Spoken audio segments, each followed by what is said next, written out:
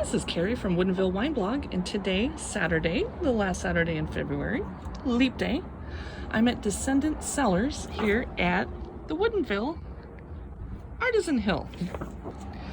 They are doing a library tasting today, which is unusual for them, so I wanted to stop what I was doing and let you know about it, because it's a great chance to taste 5 library wines for $10.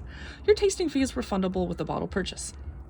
They are tasting their 2013 Grenache. That's a lot older than other tasting rooms are offering this weekend.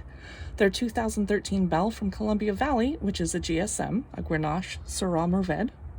They're also tasting their 2014 Belle from Columbia Valley, which is 50% Grenache, 25% Syrah, and 25% Mourvèdre. The next tasting is their 2013 Red Mountain Mourvèdre, which I just bought.